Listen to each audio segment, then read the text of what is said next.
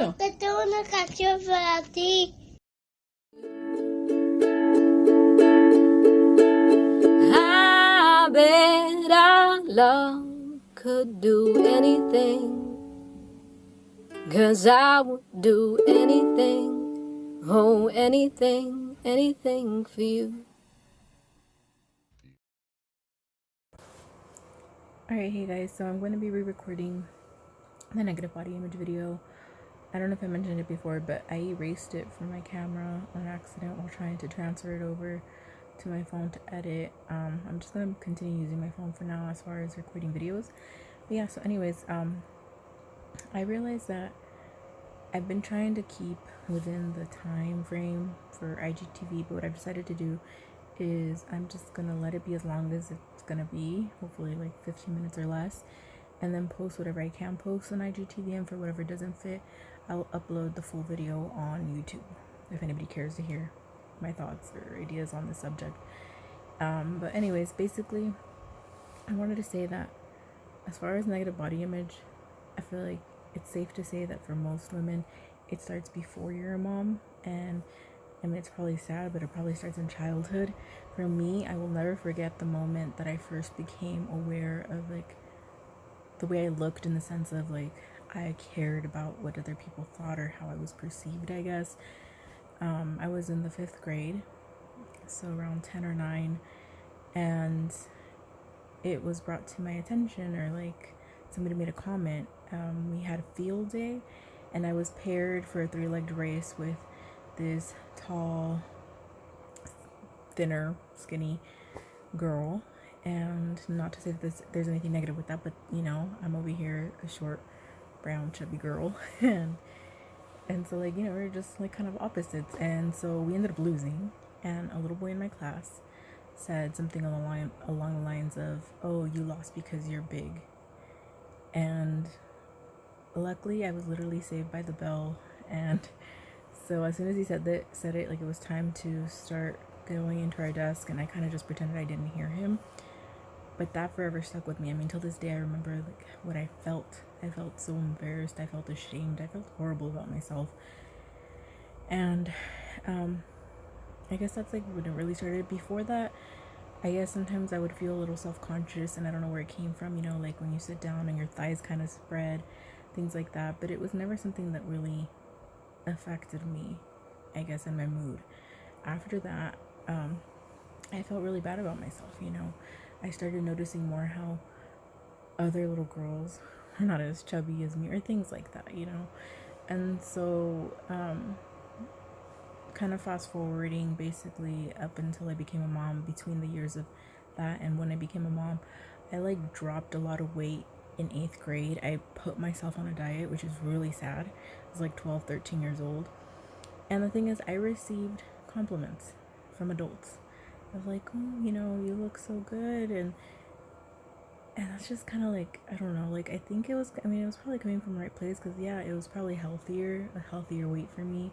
But it did get to the point then where I believe it was, I want to say my freshman year and my sophomore year of high school, where I was restricting my calories.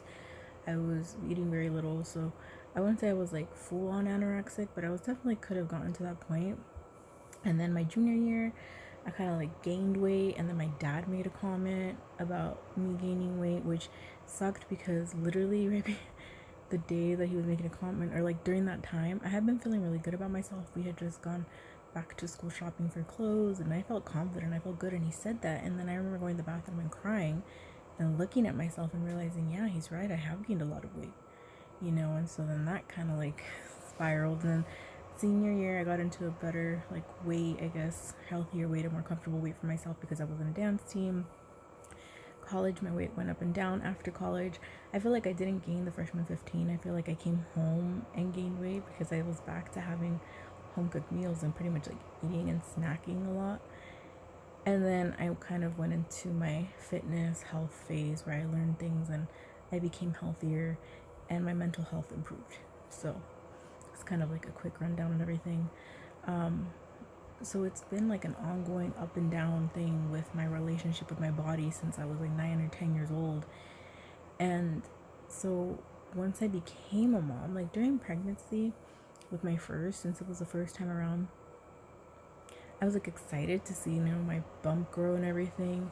But then I was like already having in my head, like, okay, I don't want to eat too much because I don't want to gain too much weight, which is healthy. You don't want to gain too much weight because there's a lot of complications with that, right? But it had to do a lot with like, oh, after I have the baby, I want to get back into shape. So that was like a lot. With my second, I feel like I wasn't as worried about getting into shape after the baby. I just wanted to keep a healthy weight gain for health purposes only. I think it's also wrong for us to constantly try to tell women to always be happy with your body, always be grateful for your body, always be like, I don't know, positive. I think that can also stress you out, you know. And so for me, I think when I first started making or thought about making this video, I was in a really negative place right now. So like about a month and a half, 2 months ago, I was feeling really frustrated because I feel like I've been eating healthy, I had been working out, and I wasn't seeing the results I thought that kind of matched my efforts, if that makes sense. And that could have a lot to do with I'm not sleeping right. I was still breastfeeding. I'm still breastfeeding, but only once a day. I'm getting older. My meals were kind of all over the place. I don't think I'm eating enough all the time. So there's so many different factors that go into it. You gotta let yourself feel what you feel. And so something that I thought of just recently when I made the video originally was AAA. It's really corny, but makes it more compact and straight to the point. The first day is to acknowledge that you're feeling crappy about your body. It's normal. Let yourself feel that. And then the next one would be to analyze, like, okay, what is it? Is there something in particular that's making me feel this way about my body? And then the third one is either accept or take action. So I'm going to give an example. Like when I first had Desi, my oldest, after having him, I was really focused on getting back into shape, obviously. So I was acknowledging that I was not happy with my body. So acknowledge, okay, I'm not happy. Next, I analyze, like, what is it around me that could be contributing to these negative feelings? And social media. So before Desi, I was a big into fitness, and I still like that, but obviously, like, the balance of it changes. My kid is my priority and all that stuff. So on social media, I had been following all these fitness accounts that weren't necessarily people that had children, weren't even necessarily people with my same body type. So nothing like personal against them. It's just it didn't fit my life anymore. And so every once in a while I still do this. I went on a social media purge. So I literally went through all the accounts I followed that had to do with fitness and unfollowed the ones that weren't really relatable anymore to me, or a lot of the accounts that again, nothing negative, but women that don't really share my body type. And so so I acknowledged, I analyzed, and I took action. The action was the social media purge, and that really helped. And so sometimes I think with this time around with Angel, I think what was making me feel with it is I acknowledged it, like, okay, like feeling crappy about my body. I have this thing. I was actually, I want to put it out there, I guess diagnosed in college with, a body dysmorphic disorder. And I feel like I get waves of it. I don't constantly have it. I'll try to put a description of what exactly that is. But with Angel, I think I acknowledged recently that I was not feeling good. I analyzed, and I think it had to do with, whenever I would put on clothes, like the way my clothes fit me was really getting me frustrated. The way I felt, like I constantly felt bloated, and I get that a lot. So I feel like I have food sensitivities that I still need to kind of find out what they are. And some of them are actually healthy ones. Like I cannot have cauliflower, cannot do it. So yeah, so I acknowledged it, I analyzed, and so for me it's like I know I have to just stay away from certain foods. Again, I'm always grateful for my body, I guess, always appreciative of what it does, but that doesn't mean like we constantly have to be, I don't know, like in this constant state of gratefulness. I think that's so unrealistic, and it puts a lot of pressure on women. Like I understand that I'm lucky and blessed and privileged, whatever you want to call it, that I was able to grow 2 healthy babies, and I'm forever grateful for that. But the truth is, I still live in my body. I still have to like You know what I mean? Like, I still want to be happy with the way I feel in it. And it has nothing to do with anyone else. I think I'm past that. I'm at the age where I really don't care whether my body is always going to be too much or too little for someone, you know? So I used to hate my big thighs, and I still have like kind of like a love-hate relationship. But I no longer care if people think my thighs are too big or too fat, or like trying to get at is that like, don't example, like sometimes people will be like, oh, at least you have nice thick thighs, or at least you have a butt, you know, what if you were like all those other girls with flat butts? Like, don't try to put somebody else down to make yourself feel better, because you're not actually making yourself feel better. You're just like kind of like, okay, you feel like you're down here and you see this person is up here, so what do? You try to like bring them down below you. I don't ever get that. So we all have different body types. They have their pros, they have their cons. At the end of the day, feel the way you feel about your body. One thing I will say though is like, obviously try not to let yourself stay in a negative space. It's harder, it's easier said than done. If you're not happy with something, if you have the money and you're okay with surgery, do it. Because the truth is, like, when people say things about others, like on social media, for example, like the people that are more well known, and people, what's the word, they assume they've had surgeries. It's like, okay, fine, like you can assume they've had a surgery, so what? Like, let's say they didn't get a surgery, let's say they got a nose job, and people are like, and they didn't disclose it because it's not, you know, they have no obligation to disclose those things, and then people start talking bad about them because they got surgery for their nose job. Before that, they were making fun of their nose. Like, you are contributing to that problem in society. And so there was another thing, shoot, my mom brain. Remember, it's about the surgery, going on that subject too, as far as people who decide to have surgery to change something about their bodies. I think a lot of the times we expect, especially public figures, to be more open, and, you know, as far as like if they've had any kind of surgeries. And to be honest, I disagree with that. Doesn't mean I'm right, doesn't mean I'm wrong, but I understand when people are like, oh, when you become somebody that's well known, you know, like celebrities, you should know what comes with the territory. That's fine, but they're still humans, you know. We all have insecurities, and it's not their responsibility, I don't care who they are, to disclose everything about their lives, even if they're on reality TV. So yeah, maybe I'm kind of like trying, you know, like the Kardashians, obviously.